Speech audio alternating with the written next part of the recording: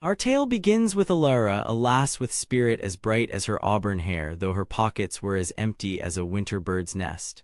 Life in her tiny, windswept cottage was tough, each day a scramble for crumbs. But Alara wasn't one for moping, oh no. With a determined glint in her green eyes and a heart full of hope, she knew the annual village fair was her best chance. A new job, a fresh start, that's what she aimed for, ready to trade her mending skills or strong back for a steady meal and a warm hearth. And so, with the morning sun painting the sky in hues of rose and gold, Alara tied her few belongings in a small bundle. She gave a brave smile, kissed her lucky pebble, and stepped out onto the dusty road. The fair was a good walk away, but her steps were light, buoyed by the prospect of opportunity. Every rustle of leaves, every chirping bird, seemed to whisper encouragement. She hummed a little tune, her imagination already picturing a kind employer and a kitchen filled with the smell of baking bread. Adventure, she felt, was just around the bend. At last, as the first stars pricked the velvety sky, they emerged from the woods. And there, perched atop a small, steep hill, was the most extraordinary house Alara had ever seen. It was tall and higgledy-piggledy, with mismatched windows, a curiously curved roof, and chimneys puffing out cheerful smoke at odd angles. Ivy clung to its stone walls, and a weather vane shaped like a dancing badger spun merrily in the breeze. "Welcome," said Master Bumble with a grand sweep of his arm, "to High Topper Mountain." Alara simply stared, a gasp caught in her throat. It was magnificently bizarre. Inside, High Topper Mountain was just as wonderfully peculiar as its exterior. Bookshelves overflowed, reaching to the wooden-beamed ceilings, their contents spilling onto tables and chairs. Strange contraptions, bubbling with unknown liquids or ticking with intricate clockwork, occupied various corners. Yet, amidst the delightful clutter, there was a sense of warmth and coziness. A fire crackled merrily in a large stone hearth, and a fluffy, white-faced cat blinked at them lazily from a plush armchair. Alara felt a grin spread across her face. This was a house with character, much like its owner. Once Alara had taken in her initial surroundings, Master Bumble cleared his throat. "Now, my dear," he began, his eyes twinkling, "as I mentioned at the fair, in this house we have our own special names for things. It's part of the charm, you see, and it's vital you learn them. Consider it your first and most important lesson." He gestured around the room with a flourish. "Everything you see has a name known only to us, its inhabitants. Are you ready for your education to commence, young Alara?" She nodded eagerly, pen and imaginary paper at the ready. Master Bumble puffed out his chest slightly. "First things first," he declared, pointing a dramatic finger at himself. "What will you call me?" Alara, trying to be proper, replied, "Master or Mister, or whatever you please, sir." He chuckled, "Close but not quite. Around here you must call me Master of all Masters. Got that? Not just any master, mind you, but the Master of all Masters." Alara blinked, then a giggle escaped her. "Master of all Masters, yes, sir, I mean, Master of all Masters." It felt grand and silly all at once. Next, the Master of all Masters led her towards a large, canopied bed in an adjoining room. "And what would you call this, he queried, patting the plump quilt. "Bed or couch or whatever you please, Master of all Masters," Alara offered, already getting into the swing of his title. "No, no, no," he trilled. "That, my dear Alara, is my barnacle." "A cozy barnacle for restful nights, indeed," Alara dutifully repeated. "Barnacle, right, Master of all Masters sleeps in his barnacle." She tried to picture him as a ship captain clinging to a rock. He then twirled, rather spryly for his age, and gestured to his own legs. "And these, my dear, what do you call these?" he asked, pointing to his rather brightly patterned pantaloons. "Breeches or trousers or whatever you please, Master of all Masters," she replied, trying to keep a straight face. "A common error," he exclaimed with a wag of his finger. "You must call them squibs and crackers." "Yes, for they are as likely to make a pop as any firework, especially after my famous bean stew." Alara couldn't help but chuckle aloud this time. "Squibs and crackers, I'll remember that." Just then, the fluffy, white-faced cat sauntered over, rubbing against the Master of all Masters' legs with a purr. He scooped it up. "And what would you call her, this fine feline specimen?" he inquired, stroking its chin. "Cat or kit or puss or whatever you please, Master of all Masters." Alara guessed, quite fond of the creature already. "Not quite," he announced. "You must call her white-faced Simony." For her face is as white as snow and she simmers with purrs. Say hello to white-faced Simony, Alara. The cat meowed as if in agreement. His grand tour of terminology continued. He led her back to the main room, pointing towards the merrily blazing fire in the hearth. And this now, he said, a dramatic pause hanging in the air, what would you call this source of warmth and light? Alara, feeling a bit more confident, ventured, fire or flame or perhaps a blaze, master of all masters. He shook his head with a theatrical sigh. Too mundane, my dear, you must call it hot cockalorum. For it crows like a rooster in the morning and keeps us all warm and toasty. Hot cockalorum, it did have a certain ring to it. Beside the hearth stood a wooden bucket filled with clear, cool liquid. The master of all masters dipped a ladle into it. And this, essential for life and for dousing unruly sparks, he asked, his eyebrow raised quizzically. Water or wet or even H2O if you're feeling scientific, master of all masters. Alara offered, a twinkle in her own eye now. Good try, but no, Pondalorum is its name. Like a tiny pond full of refreshing potential right here in our home, Alara nodded. Pondalorum for thirst, Pondalorum for washing, Pondalorum for emergencies. Finally, with a grand, sweeping gesture that encompassed the entire eccentric structure around them, he asked, and what do you call all this magnificent abode, our sanctuary from the ordinary world? Alara looked around at the crooked walls, the overflowing shelves, the general air of comfortable chaos. House or cottage, or perhaps your grand estate, master of all masters, he beamed, you're getting warmer. But it is, and always shall be, High Topper Mountain, for it stands tall and proud, a peak of peculiarity in a flat world. Alara smiled. High Topper Mountain, it suited it perfectly. The fair, what a glorious cacophony of sights, sounds, and smells. Banners flapped, minstrels played, and vendors hawked wares from ribbons to roasted nuts. Alara, wide-eyed, found herself amidst a swirling kaleidoscope of people, farmers, merchants, children with sticky fingers, and importantly, potential employers. For a moment, the sheer energy of it all was overwhelming, a stark contrast to her quiet village life. But then, her resolve returned. Somewhere in this lively chaos lay her chance. She clutched her bundle tighter and plunged into the throng, ready to find her future in this bustling marketplace. That first evening, after a surprisingly tasty supper, not made with beans, thankfully for the squibs and crackers, Alara retired to her small, neat room under the eaves of High Topper Mountain. She lay in her simple bed, a stark contrast to the master of all masters, Barnacle, and mentally recited her new vocabulary.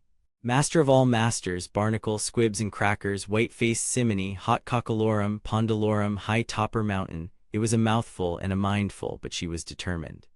She drifted off to sleep, the strange words dancing in her dreams, a smile on her face.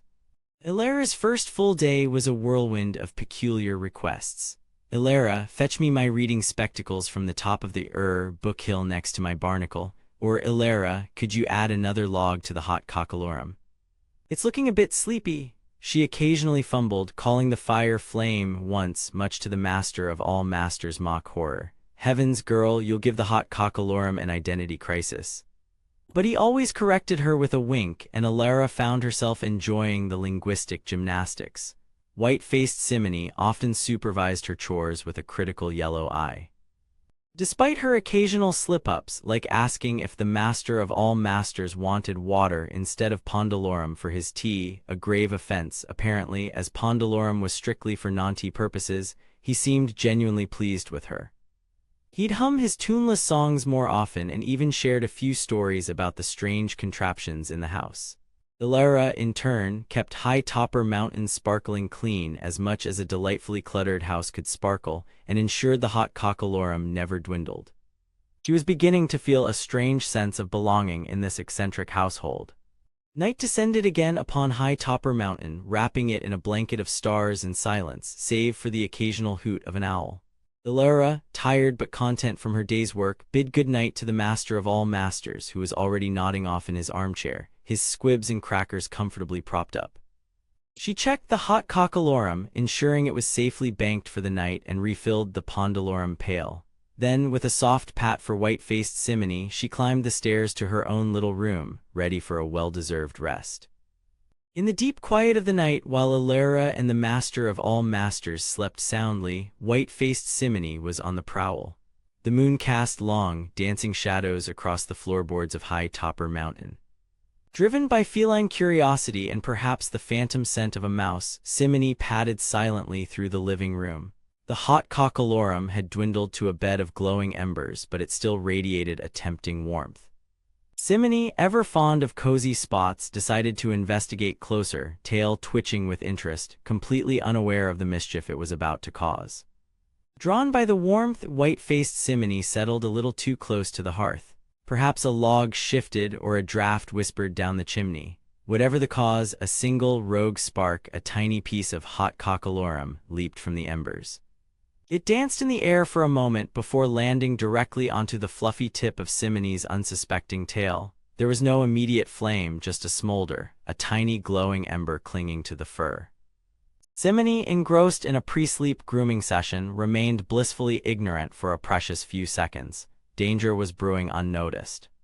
Suddenly, a distinct sizzling sound, accompanied by a most unpleasant smell of singed fur, broke the night's silence. White-faced Simony let out an indignant yowl, leaping to all four paws as it finally felt the heat. Its tail was now definitely smoking. Panicked, the cat did what any sensible feline with a fiery appendage would do. It bolted. It streaked across the room, a furry black-and-white comet with a smoldering tail, screeching in a most un-Simony-like fashion. A tiny ember on its tail, fanned by the sudden movement, glowed brighter, threatening to ignite fully. Upstairs, Alara was jolted awake. First, it was the acrid smell of something burning, sharp and alarming. Then came the frantic, terrified meows of white-faced Simony, a sound so distressed it sent a shiver down her spine.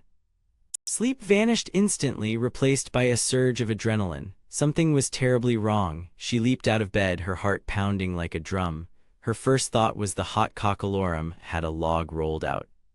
She scrambled for the door, her mind racing, already picturing flames licking at the wooden beams of High Topper Mountain. Peeking down the stairs, Alara saw the source of the commotion. White-faced Simony was racing in terrified circles, its tail indeed smoking, leaving a faint trail of burnt fur smell. A tiny spark had now caught onto a nearby rug, which was beginning to smolder ominously. Panic threatened to overwhelm her, but then the master of all masters' peculiar words flashed through her mind. This wasn't just a cat and a fire. This was white-faced Simony with hot cockalorum on its tail, threatening High Topper Mountain. She knew what she had to do and how she had to say it. Without a second's hesitation, Alara flew down the stairs and pounded on the door of her employer's barnacle chamber. "Master of all masters, master of all masters," she yelled, her voice urgent and surprisingly clear despite her fear. There was no time for pleasantries, no time for ordinary language. The fate of High Topper Mountain and everyone in it depended on her remembering those ridiculous, wonderful, life-saving words. She took a deep breath, her mind a flurry of activity, but focused on the task at hand, waking him and making him understand fast. Finding work, however, wasn't as easy as spotting a juggler in a crowd. A stern-faced baker needed someone who could knead dough before dawn, too early. A flamboyant tailor wanted an apprentice to sew sequins onto gaudy costumes, too fiddly.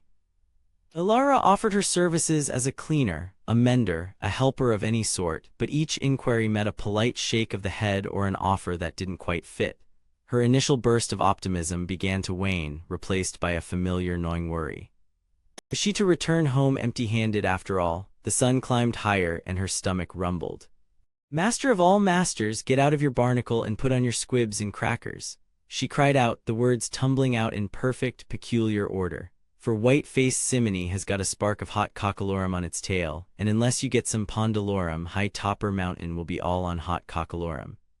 She barely paused for breath, hoping against hope that her recitation was clear enough to cut through his sleep-addled mind. The smell of smoke was getting stronger, and Simony was now hiding under a table, still whimpering.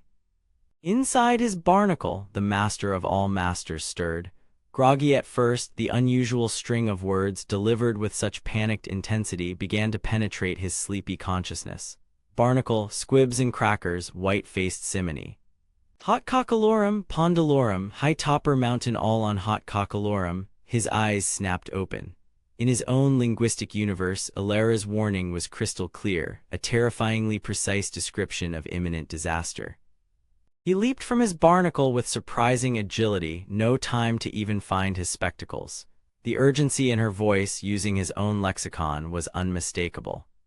The master of all masters burst from his room, already halfway into his squibs and crackers. "Pondalorum, quickly, Elara," he yelled, his voice sharp with command. Together they rushed to the Pondalorum pail. He grabbed it, sloshing water, while Elara darted towards white-faced Simony, coaxing the terrified cat from under the table. The rug was now properly smoldering, and a few small flames licked at its edges. The hot cockalorum was indeed threatening to engulf High Topper Mountain, just as Elara had warned. Teamwork, fueled by adrenaline and very specific vocabulary, was their only hope. With a practiced flick of his wrist, learned from some forgotten youthful adventure perhaps, the master of all masters expertly doused the smoldering rug with Pondalorum. SSSSHHHH, the flames hissed and died. Elara, meanwhile, managed to corner the still panicked white-faced Simony and, using a damp cloth from the Pondalorum pail, gently extinguished the glowing ember on its tail. The immediate danger was over. Smoke still hung heavy in the air, but High Topper Mountain was safe. They both coughed, panting amidst the damp, sooty mess. Relief, immense and overwhelming, washed over them. The master of all masters, once he'd caught his breath and located his spectacles, turned to Elara. His usually mischievous eyes were filled with genuine gratitude and a touch of awe. "Elara," he said, his voice hoarse from the smoke and emotion, "you magnificent girl, you remembered every word, you saved white-faced Simony, you saved High Topper Mountain, you saved us all." He actually beamed, a wide, warm smile that crinkled the corners of his eyes. White-faced Simony, though still a bit smoky and indignant, rubbed against Elara's ankles, purring softly. It seemed even the cat approved. Just as despair began to cast its gloomy shadow, Elara's gaze fell upon a peculiar sight. Tucked away from the main hustle, at a small, unassuming table under a slightly lopsided awning, sat an old gentleman. He was, to put it mildly, funny-looking, with tufts of white hair escaping a tall, crooked hat and spectacles perched precariously on his nose. He wasn't shouting his offers or displaying grand wares, just observing the fare with a curious, almost mischievous glint in his eyes. Something about his quiet demeanor amidst the chaos intrigued Elara. Perhaps, just perhaps, this was different. The old gentleman, Master Barnaby Bumble, as he might one day be known to Elara, though for now he was just Sir, seemed to sense her gaze. He turned his head, and his blue eyes, magnified by his spectacles, met hers. There was no judgment there, only a keen, assessing look, followed by a slight, almost imperceptible nod. He adjusted his spectacles, a small smile playing on his lips, as if he'd been expecting someone just like her to wander by. Elara felt a flicker of courage. He didn't look like the other gruff employers. This one seemed whimsical. Taking a deep breath, Elara smoothed down her patched dress and approached his table. "Excuse me, sir," she began, her voice a little shaky. "Are you perhaps looking for a servant? I'm a hard worker and I can learn quickly." The gentleman peered at her over his spectacles, tapping a long finger against his chin. "A servant, you say? Perhaps, but are you good at remembering peculiar things, young lady? My household is particular."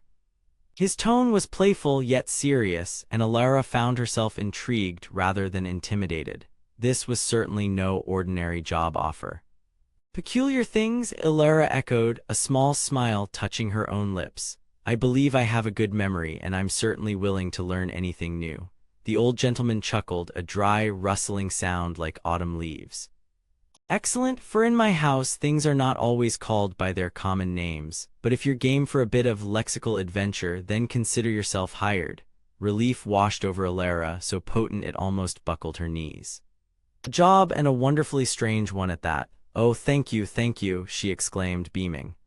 And so, as the fair began to wind down and the shadows lengthened, Elara, with her small bundle and a heart full of renewed hope, followed her new employer. Master Barnaby Bumble, despite his eccentric appearance, had a surprisingly brisk pace. He navigated the departing crowds with an ease that belied his age, occasionally pointing out something amusing with his walking stick, a napping pig, a merchant counting coins with comical intensity. Elara trotted happily beside him, a strange mix of excitement and trepidation bubbling within her. What kind of house, she wondered, did such a peculiar man call home? The journey was longer than Elara had anticipated. They left the village behind, taking a winding path that twisted through an ancient, gnarled wood. The trees had mossy beards and strange, glowing fungi winked from the undergrowth. Master Bumble hummed an odd, jaunty tune, seemingly unfazed by the spooky atmosphere. He pointed out a hollow log shaped like a sleeping dragon and a stream that giggled over smooth, gray stones. Ilara, though a little unnerved by the deepening twilight, found herself captivated by the whimsical, almost magical nature of their surroundings. It was clear her new life would be anything but dull.